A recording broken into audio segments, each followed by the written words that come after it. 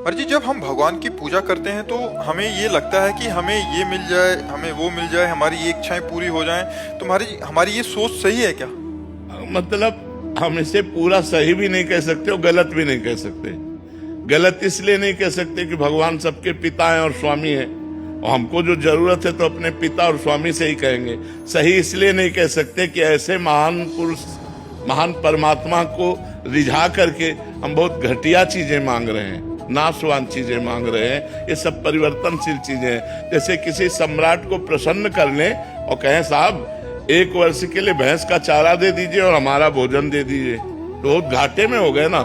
सम्राट को प्रसन्न करके एक मतलब क्या चीज मांगी? अगर उससे कह देते तो एक गांव का गांव दे देता, पूरे जीवन की गुजारा दे देता। लेकिन हमारी मांगने की सामर्थ्य ही नहीं है, हमारी मांगने की भी सामर्थ्य नहीं। तो हमें लगता है मांगना चाहिए, पर भगवान से इतना प्यार करे कि मांग के साथ प्यार खत्म ना हो जाए, हमारा प्यार बढ़ता जाए।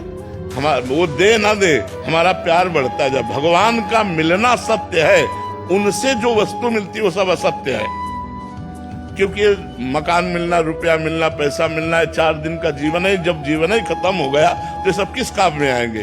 कि मतलब कोई निरुत्साहित करे तेरे बस का नहीं है ये बनना। नहीं, ऐसे नहीं मानना चाहिए। नहीं, आप सब कुछ बन सकते हो, आप सब कुछ कर सकते हो। जब हमें मनुष्य जीवन मिल गया तो हम कुछ भी कर सकते हैं, बहुत अच्छा कर सकते हैं, बहुत बुरा भी कर सकते हैं। तो हमें अच्छा सोचना चाहिए, किसी के निरुत्साहित करने से नहीं, किसी के निरुत्साह, अपने उत्साह को भगवान से जोड़ना चाहिए। तभी कह रहे भगवान से कनेक्शन रखो।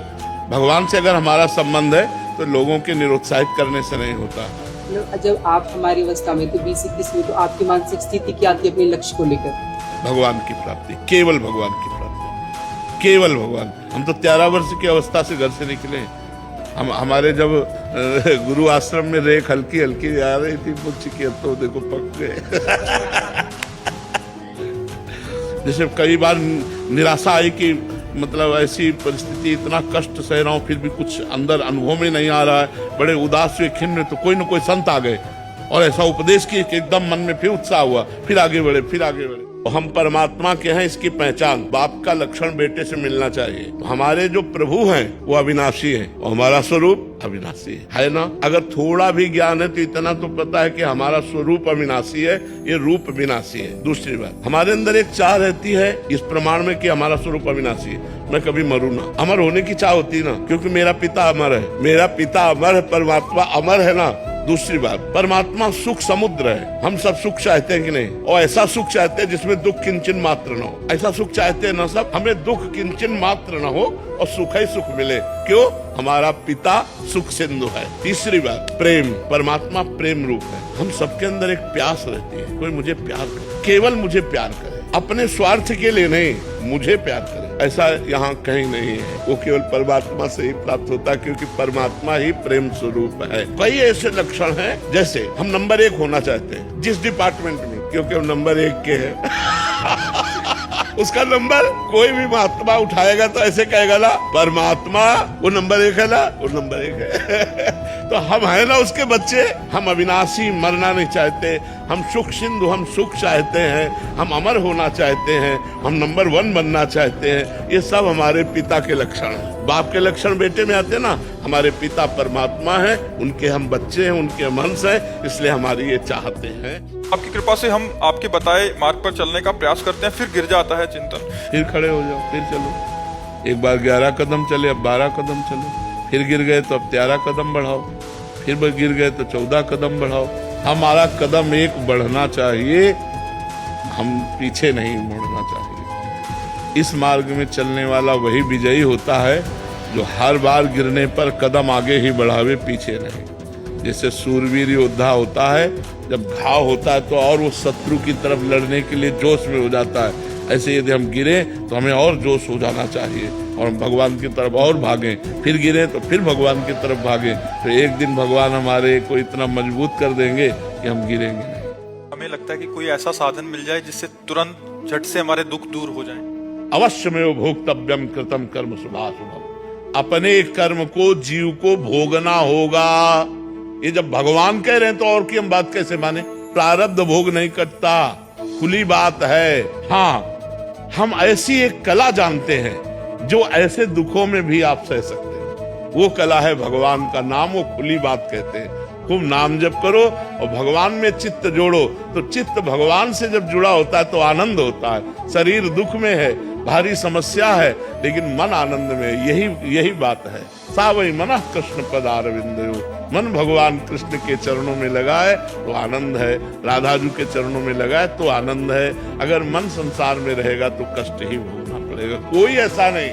तो हम परमात्मा के हैं, इसकी पहचान बाप का लक्षण बेटे से मिलना चाहिए। हमारे जो प्रभु हैं वो अविनाशी है और हमारा स्वरूप अविनाशी है ना। अगर थोड़ा भी ज्ञान है तो इतना तो पता है कि हमारा स्वरूप अविनाशी है, ये रूप विनाशी है। दूसरी बात, हमारे अंदर एक चाह रहती है इस प्रमाण में कि हमारा स्वरूप अविनाशी है, मैं कभी मरूं ना। अमर होने की चाह होती है ना, क्योंकि मेरा पिता अमर है, मेरा पिता अमर है, परमात्मा अमर है ना।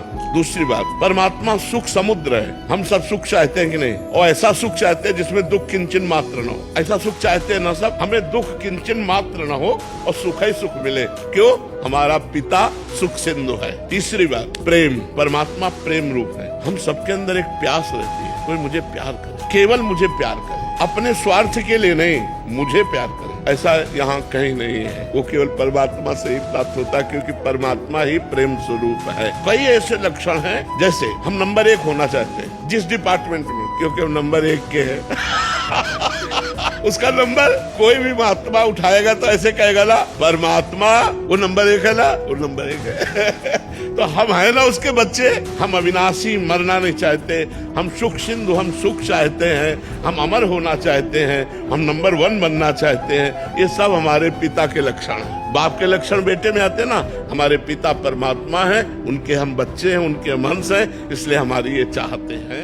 शरीर बीमार है तो बीमार रहने तो क्या फर्क पड़ता है यही तो मजा है मनुष्य जीवन का, यही मजा है कि मृत्यु का दुख भोगते हुए भी ताल ठोक के निकल जाए, हर कष्ट सहते हुए मुस्कुरा के निकल जाए, यही तो मस्ती है। और किसी मस्ती सही हम जितेंद्रियता, भगवान का चिंतन, यही मजा है। मजा ये है कि अपने आप में अपने आप से संतुष्ट रहो। जैसे एक संत ने अपने शिष्य से कहा कि बेटा मैं तुम्हें बड़ी गूढ़ बात बताता हूँ, सब में भगवान है, मान ली बात।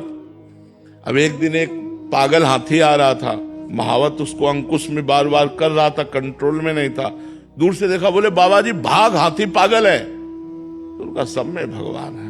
हाथी ने सूंड में लपेटा, उठा के पटक दिया, उनके हाथ पैर टूट गए। अब वो लद के गुरु जी के पास गए, बोले बेटा ये कैसे हो गया? बोले आपके उपदेश से हुआ बोले आपके उपदेश से हुआ। बोले क्या? बोले आपने कहा था सब में भगवान है, तो हमने हाथी में भी भगवान देखा। हाथी बोले किसी ने कुछ कहा नहीं? बोले महावत तो चिल्ला चिल्ला के कह रहा था। तो बोले महावत में भगवान नहीं देखा? महावत एक रूप में भगवान कह रहे हट जा हाथी पागल है, तो वो भी बात तो मानो कि भगवान ऐसा कह रहे, तो थोड़ा विवेक की जरूरत है। अब ऐसा नहीं साफ फुसकार कह रहे बोले आओ भगवान, तो वो भगवान काट ही लेंगे आपको। हाँ, अलग अलग भगवान के रूप है तो अलग अलग उनकी पूजा भी है, ये बात समझनी।